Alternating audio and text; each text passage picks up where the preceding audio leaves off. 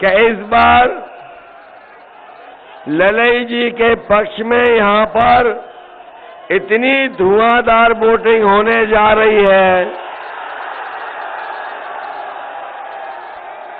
इतनी धुआंधार वोटिंग होने जा रही है कि धुएं वाले धुआं धुआं हो जाएंगे। इधर आपने उनके नेताओं के भाषण सुने होंगे। बीजेपी के नेता बड़े बड़े उत्तर प्रदेश में घूम रहे हैं, जहां देखो वहां दिखाई दे रहे हैं, और 7वें चरण में तो सब इकट्ठे आ जाएंगे।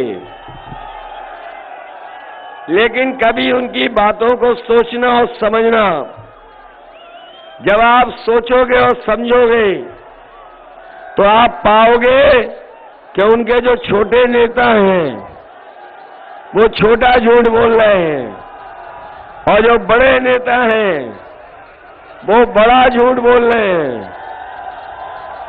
और जो सबसे बड़े नेता हैं वो सबसे बड़ा झूठ बोल रहे हैं। बताओ बीजेपी के लोग झूठ बोलते हैं कि नहीं बोलते हैं?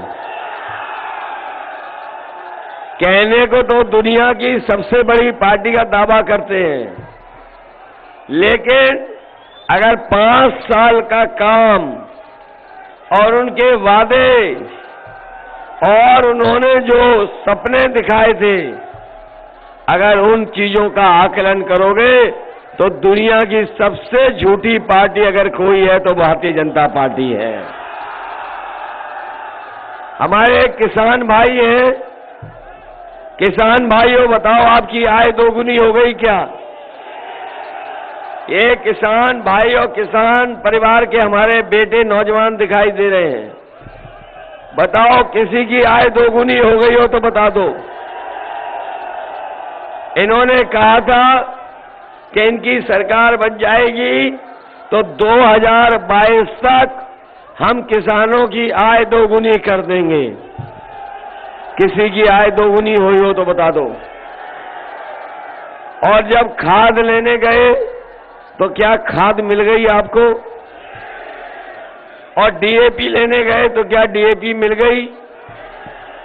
और जब खाद की बोरी आपने देखी होगी तो बताओ खाद की बोरी से चोरी हो गई कि नहीं हो गई? कभी कभी मैं सोचता हूं कि ये भारतीय जनता पार्टी के लोगों ने चोरी कहां से सीखी है? कभी आपने सोचा कि ये चोरी कहां से सीखी होगी जो 5 किलो निकाल लिया बोरी में से? आपने पुराना कभी पार्ले जी का बिस्किट पैकेट खाया था?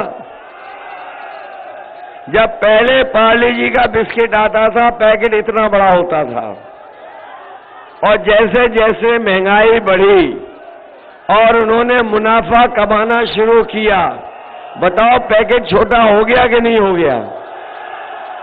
अब इतना छोटा मिलता है। इसलिए सावधान रहना।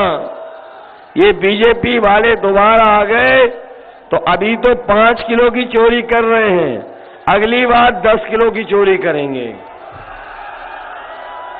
न केवल ये खाद में से चोरी कर रहे हैं, बल्कि बताओ डीजल पेट्रोल महंगा हो गया कि नहीं महंगा है? आपके पेट्रोल 100 के पार हो गया कि नहीं हो गया?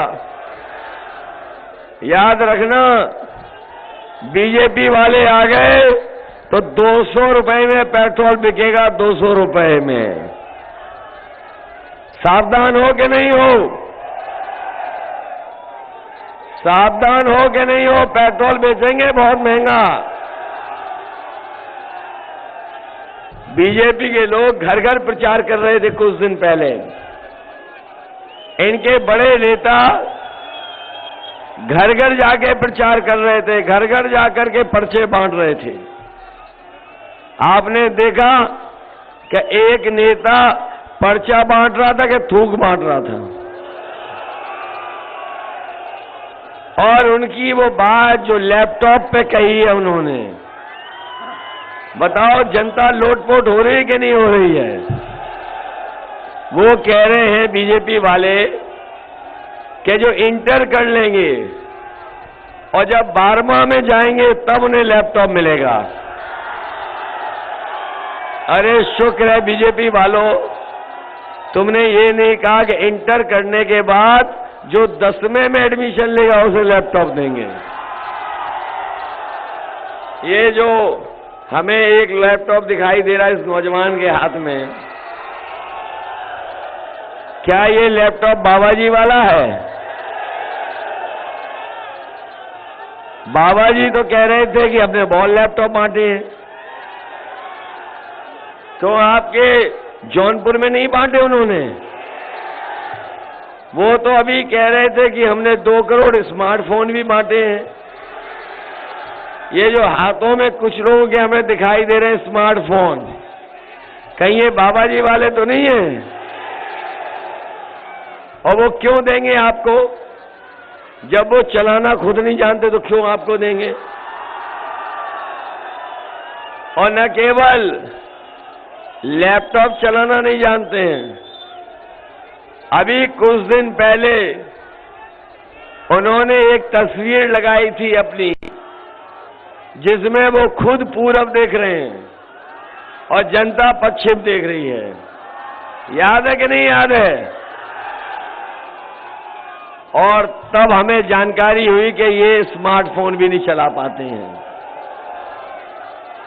नौजवानों, हम ये कहना चाहते हैं कि अगर आज के समय पर कोई टेक्नोलॉजी को नहीं जानता है, इंटरनेट को नहीं समझता है और हमारे मोबाइल और लैपटॉप की कीमत को नहीं समझता, तो वो बताओ प्रदेश कैसे चलाएगा? इसलिए समाजवादियों ने तय किया है आने वाले समय में हमें नौजवानों के लिए नए कोर्स शुरू करने पड़े। ITI पॉलिटेक्निक में व्यवस्था बनानी पड़े और चाहे कॉलेजों में नए तरह की पढ़ाई का कोर्स लाना पड़े। समाजवादी पार्टी लाएगी और नौजवानों को 22 लाख उसमें रोजगार दिलाने का काम करेंगे। क्योंकि इधर आपने देखा होगा कि बहुत सारी चीजें, बहुत बड़े कारोबार आज इंटरनेट, कंप्यूटर और मोबाइल से हो रहे हैं। इसलिए समाजवादी पार्टी तैयारी करके अपने नौजवानों का भाग्य और अपने नौजवानों को आने वाले समय की जो चुनौतियां उनका मुकाबला करने के लिए तैयार करेंगे। बहुत हमें दिखाई दे रहे नौजवान, ये कई ऐसे नौजवान हैं जो सुबह उठ करके दौड़ कर करके तैयारी कर रहे हैं फौज की या पुलिस की। बताओ 3 साल से कोई फौज में भर्ती हुई हो तो बता दो।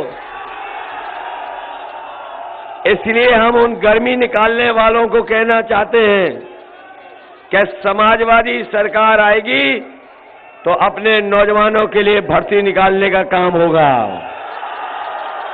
न केवल पुलिस में भर्ती होगी बल्कि फौज की भी भर्ती निकलवाने का काम समाजवादी सरकार में होगा।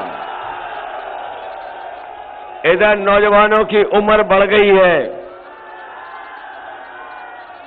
3 साल जो बीमारी आई जिसके कारण हमारे नौजवानों की उम्र बढ़ गई, उत्तर प्रदेश में तो आयु सीमा की तो छूट देंगे ही देंगे, लेकिन हम फौज के लिए भी दिल्ली से कहेंगे कि जब 3 साल फौज में भर्ती नहीं हुई है तो कम से कम आयु की सीमा की भी छूट हमारे नौजवानों को मिलनी चाहिए।